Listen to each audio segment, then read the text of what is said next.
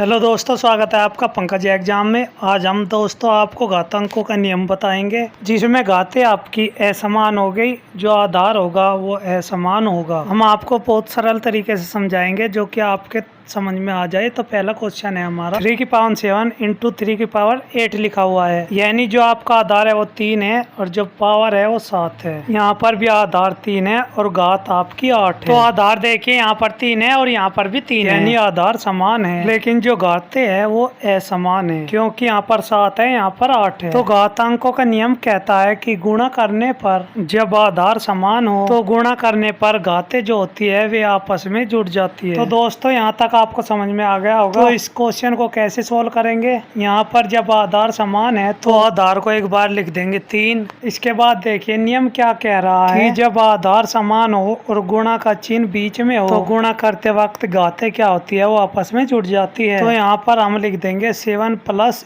8 लिख देंगे। आशा करता हूँ दोस्तों आपको इतना समझ में आ गया होगा। इसके बाद आप क्या लिखेंगे, 3 का पावर लिख देंगे। 7 और 8 आप जोड़ेंगे तो कितना आ जाएगा, 15 आ जाएगा। तो 3 का पावर 15, ये ही आपका आंसर हो जाएगा। दोस्तों आपके पहला क्वेश्चन समझ में आ गया होगा। दूसरा सवाल है 6 पावर 4 इंटू 6 पावर 2 भागे 6 पावर 5 लिखा हुआ है। तो घातांकों का नियम देखिए, भाग वाला मैं आपको बताता हूँ। जैसे यहाँ पर देखिए 2 पावर 3 भाग है चिन्ह में, यानी कि डिवाइड का चिन्ह है, यानी कि 2 का पावर 3 भागे 2 का पावर 2 लिखा हुआ है। आधार यहाँ पर 2 है तो आधार यहाँ पर भी 2 है, लेकिन यहाँ का घात 3 है, यहाँ का घात 2 है। जब आधार समान हो तो भाग करते वक्त घातें क्या होती है, घट जाती है। आशा करता हूँ दोस्तों आपको इतना समझ में आ गया होगा। तो जब आधार समान है तो आधार को एक बार लिख देंगे, तो घात में से 3 में से 2 घटाएंगे तो 1 आ जाएगा, यानी आके आपका आंसर आ जाएगा 2 का पावर 1 क्या होता है, 2 होता है। इतना आपको समझ में आ गया होगा। तो इस सवाल में आपने नियम पढ़े हो कि जब भी जोड़ घटा गुणा भाग का चिन्ह दिया हो तो यहाँ पर गुणा और भाग का चिन्ह है तो सबसे पहले भाग वाले चिन्ह को सोल्व करते हैं, इसके बाद गुणा वाले को करेंगे। तो देखिए इसमें गुणा और भाग में ये दिक्कतें नहीं आती, आपका आंसर गलत आ जाएगा। आप चाहे गुणा के चिन्ह को सोल्व करें, इसके बाद भाग के चिन्ह को भी सोल्व कर सकते हैं, तो आपका जो भी आंसर होगा वो राइट होगा। जैसे यहाँ देखिए 6 पावर इंटू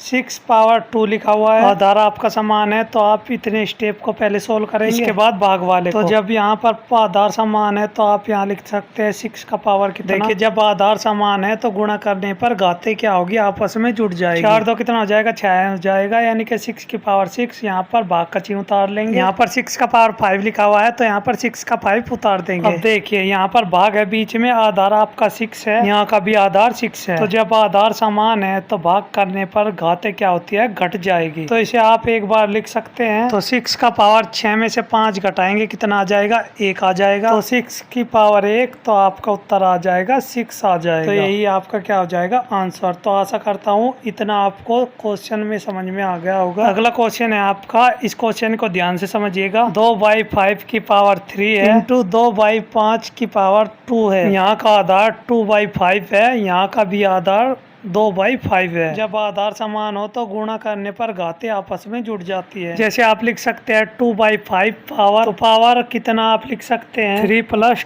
2 लिख सकते हैं। क्या, 3 + 2। आशा करता हूँ आपको यहाँ तक ये समझ में आ गया होगा। तो आपका आंसर क्या आ जाएगा, तो 2/5 पावर, इसको जब आप जोड़ेंगे तो 3 2 कितना हो जाएगा, 5 हो जाएगा पावर के। तो 2/5 पावर 5 यही आपका आंसर हो जाएगा। अगला सवाल है दोस्तों, बहुत इंपॉर्टेंट है, बहुत बार परीक्षा में पूछ लिया जाता है, आपको इसको ध्यान से समझना होगा। तो 3/4 2 है इंटू 3/4 पावर 6 है भाग 3/4 पावर 5 है। इसमें देखिए आप जब गुणा वाले चिन्ह को पहले सोल्व करेंगे तब भी आपका आंसर सही आएगा। वैसे तो पहले भाग वाले चिन्ह को सोल्व किया जाता है, इसके बाद गुणे वाले चिन्ह। तो चलिए मैं आपको डायरेक्ट सिखाता हूँ। तो 3/4 इंटू 3/4, 3/4 2 इंटू 3/4 पावर 6। तो आधार यहाँ पर 3/4 है तो यहाँ पर भी 3/4 है। तो जब आधार समान है तो गुणा करने पर घातें जुड़ जाएगी। तो यहाँ आप लिख लीजिएगा 3/4 पावर, तो पावर आपका कितना हो जाएगा, तो 2 और 6 जोड़ेंगे कितना हो जाएगा, 8 हो जाएगा। कितना हो जाएगा, 8 हो जाएगा। इसके बाद भाग का चिन्ह है तो भाग का चिन्ह लगाएंगे। 3/4 लिखा हुआ है तो 3/4 लिख दीजिएगा। उसका पावर कितना, यानी कि घात 5 है तो घात 5 लिख दीजिए। तो ऐसे क्वेश्चन को कैसे सोल्व करेंगे, यानी कि जब आधार समान हो तो 3/4 यहाँ पर भी है, 3/4 यहाँ पर भी है। आधार समान है तो भाग करने पर क्या, घातें घट जाती है। है। तो इसे आप क्या लिख सकते हैं 3/4। तो पावर कितना हो जाएगा, तो 8 में से 5 घटा लेंगे तो पावर कितनी आ जाएगी, 3 आ जाएगी। तो यही आपका क्या हो जाएगा, यही आपका दोस्तों आंसर हो जाएगा। दोस्तों आशा करता हूँ मेरे द्वारा बताया गया तरीका आपको समझ में आ गया होगा। दोस्तों हमारे चैनल को सब्सक्राइब कीजिए और अपने दोस्तों में ज़्यादा से ज़्यादा शेयर कीजिए।